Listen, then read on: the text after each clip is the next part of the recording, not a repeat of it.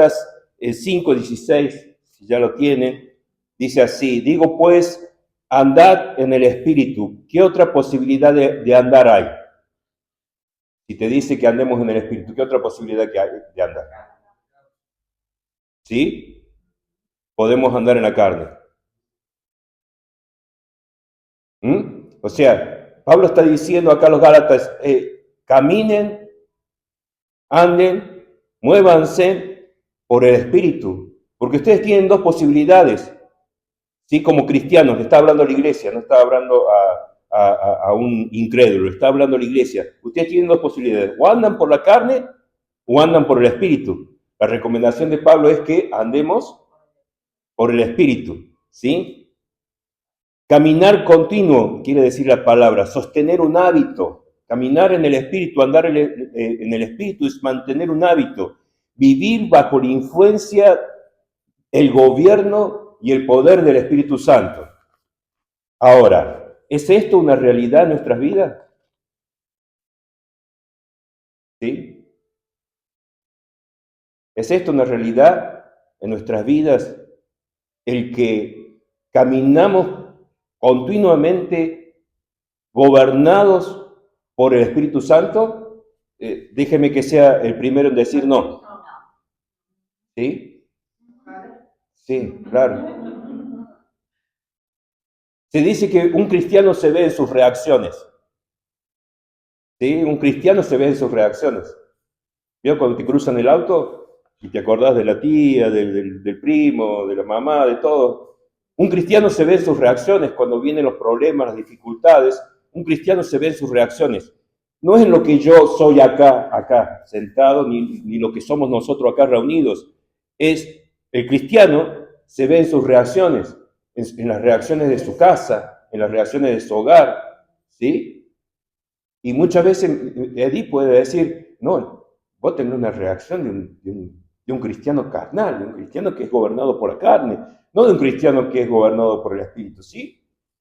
Pregúntele a Edith, ¿sí? Claro, los frutos. Porque uno se tiene que dar cuenta cuando es gobernado por el Espíritu y cuando es gobernado por la carne. Cuando la reacción no es conforme a lo que dice la palabra, que dice más adelante, que las que manifiesta son las, dice, más el fruto del Espíritu. ¿Cuál es el fruto del Espíritu?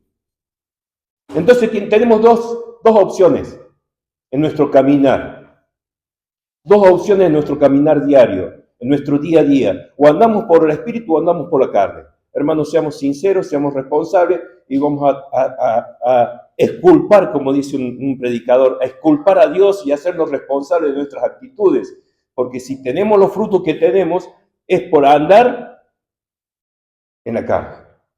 Ahora, ¿eso quiere decir que hemos perdido la salvación? No, de ninguna manera. Porque hay dos naturalezas que habitan en nosotros. Una naturaleza que ha sido derrotada por Cristo en la cruz, que es la naturaleza de la carne.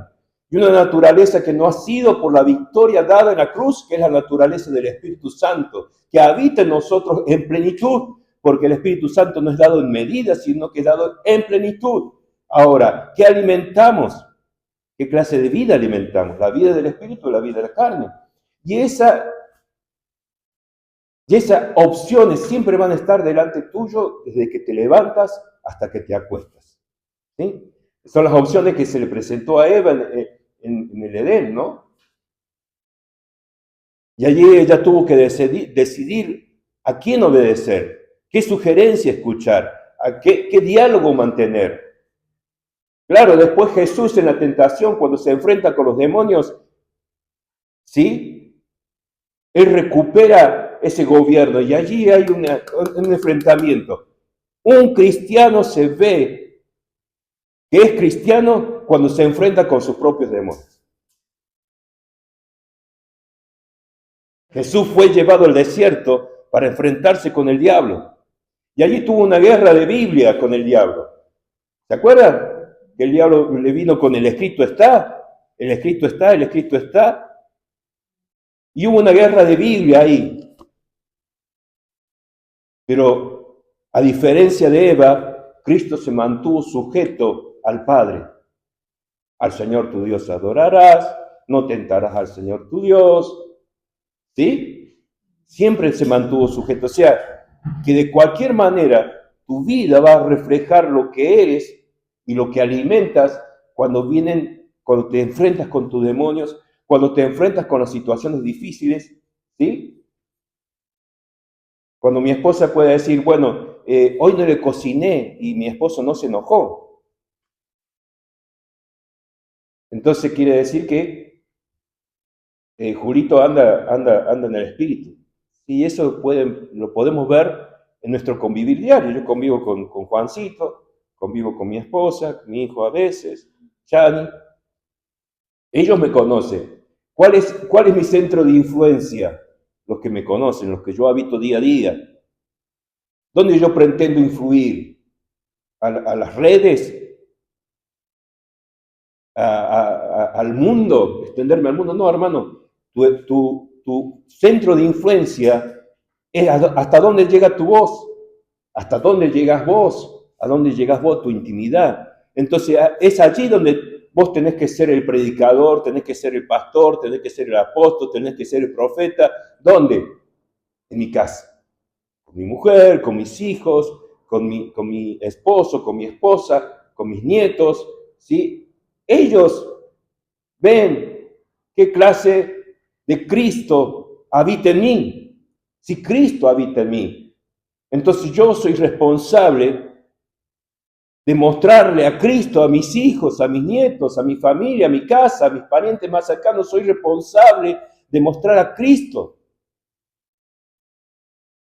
Y no lo vamos a lograr hasta que no empecemos a obedecer la sugerencia de Pablo. Anda en el Espíritu y no satisfagas los deseos de la carne, porque esto, amado hermano, no es pecados sexuales que generalmente uno dice.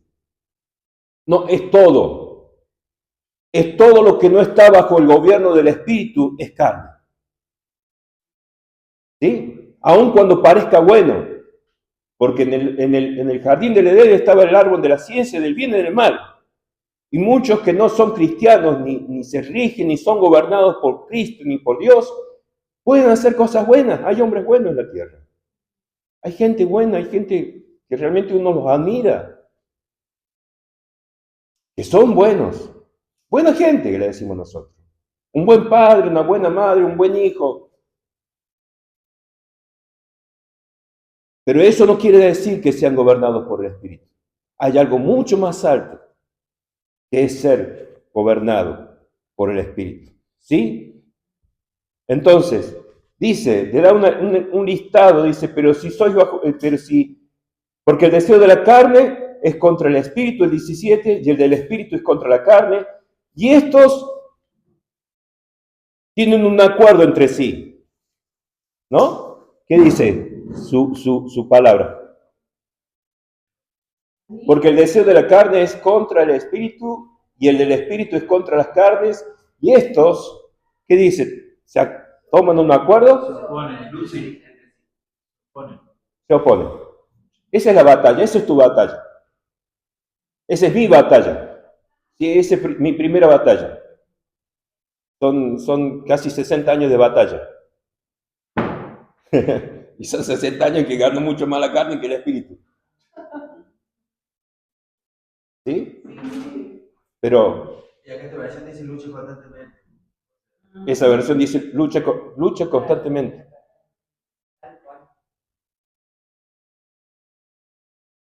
Bien, estamos claros, no perdemos la salvación. Estamos claros, somos hijos de Dios. Estamos claros, Dios nos ama. Estamos claros, el Espíritu Santo habita dentro de nosotros. ¿Estamos claros en eso? Sí, eso no se discute, hermano, porque es gracia. Es gracia. ¿Cómo te das cuenta cuando vos haces cosas o caes en un pecado de la carne, cualquiera sea, X sea? ¿Cómo te das cuenta que el Espíritu Santo está dentro tuyo? Porque te redarguye. Porque no podés estar con eso. Porque decís, hice mal. Eso te dice que sos hijo, eso te dice que el Espíritu Santo está en vos, eso dice que hay un trabajo en vos, que hay un proceso de madurez, que hay un proceso, una lucha, una batalla y que hay un formar Cristo en tu vida, ¿sí? Y que cada vez que vos vas obedeciendo al Espíritu Santo, eso cada vez va siendo mucho más fácil en tu vida. Ya no reaccionás tanto, ya no te enojas tanto, ¿sí?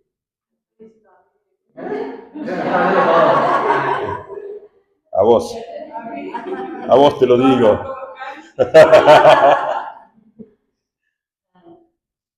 Entonces,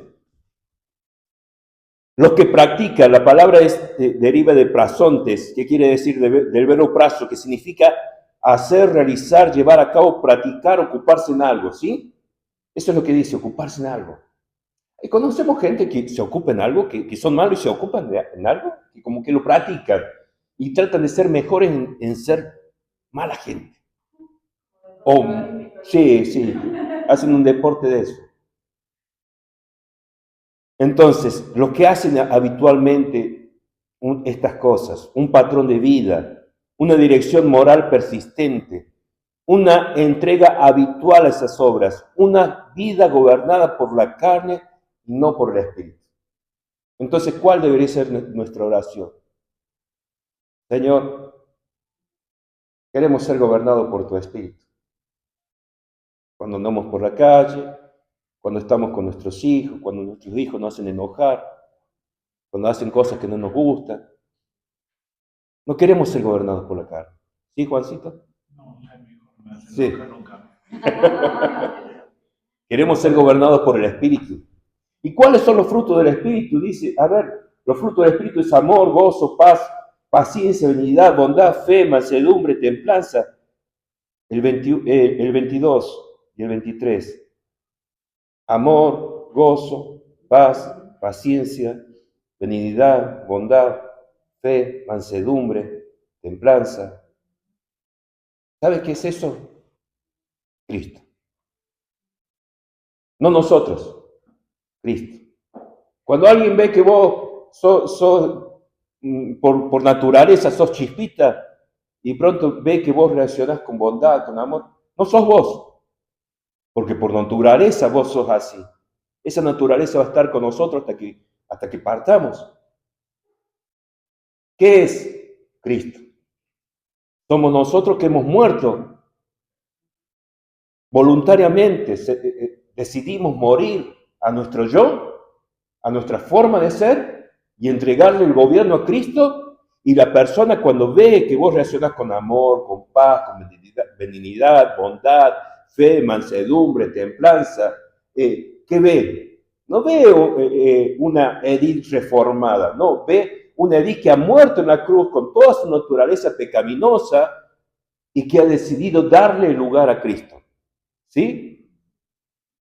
Entonces, estemos claros, dos naturalezas habitan en nuestro ser. La naturaleza que le agrada pecar, que le agrada el pecado, que le agrada el vicio, que le agrada contestar mal, que le agrada enojarse. Dos naturalezas habitan en nosotros. Y Cristo conoce nuestra naturaleza carnal. Pero ¿qué dice el Señor? Entregame tu naturaleza, entregame lo que vos sos y deja que el Espíritu Santo gobierne tu vida. ¿Sí? Bien. Lo que no dice el texto, lo que no dice, si haces suficientes buenas obras, heredarás el reino. Eso no lo dice acá. ¿Sí? No se trata de meritocracia. Tampoco dice que si ya caes no puedes ser salvo. Una persona unida a Cristo no se siente cómodo bajo el dominio persistente de aquello que Cristo vino a destruir. ¿Sí? Aquellas cosas que Cristo vino a destruir. Están allá arriba. Allá arriba, no. Fíjate ahí. Bien. ¿Cuál es la diferencia entre caer y practicar? ¿Sí? ¿Cuál es la diferencia entre caer? Yo que dije, uy, me enojé. Le contesté mal a mi mujer. Claro, exactamente. ¿Cuál es la diferencia entre caer y practicar? La diferencia entre el chancho y la oveja.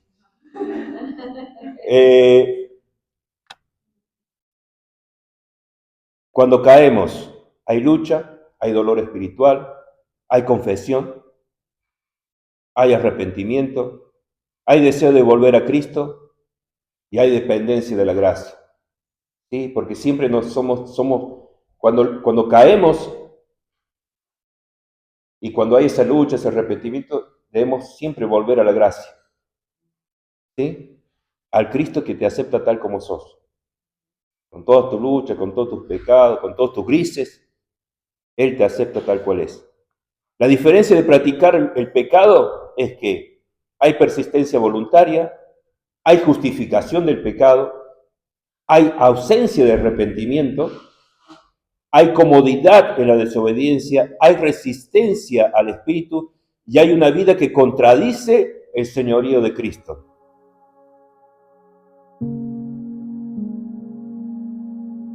Dos naturalezas nos habitan.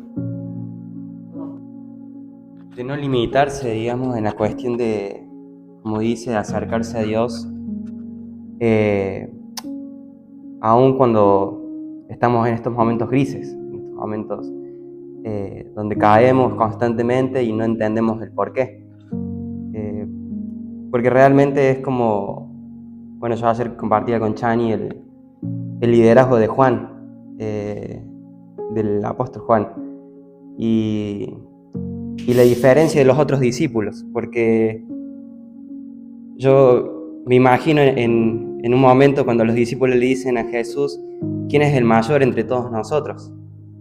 Buscando una posición, buscando una autoridad, buscando dones, buscando privilegios, y Dios en ese momento les pone un niño adelante y le dice, tienen que ser como Él para ser el primero en el reino.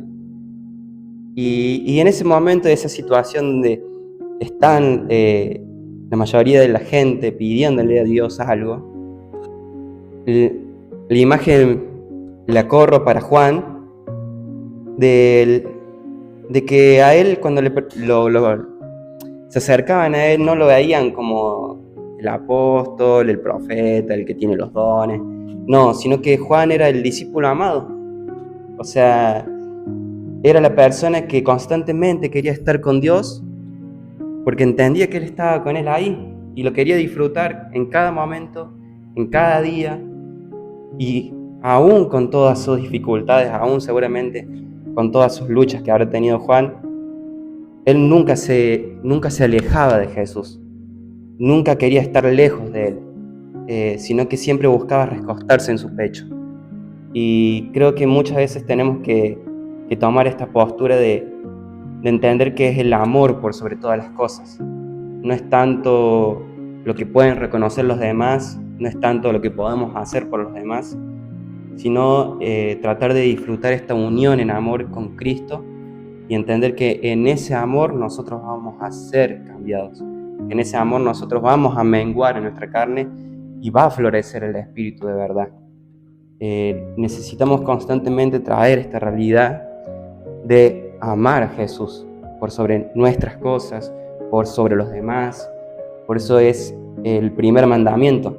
O sea, me amarás por sobre todas las cosas. Me amarás por sobre tu vida, por sobre los demás, por sobre las cosas. Si vos te olvidas de esto, si me quitas de ese lugar, entonces sucede lo que le sucedió al pueblo de Israel en el Éxodo. O sea, vueltas y vueltas y vueltas, murmuraciones, inseguridades, falsa idolatría, falsas imágenes y imaginaciones del hombre. Entonces, me parece muy importante esto que dice él de acercarse a Él aún en esos momentos grises, porque realmente ahí se manifiesta el poder de Dios. Nunca debemos dejar de darle lugar a Él, aún sea como sea que estemos.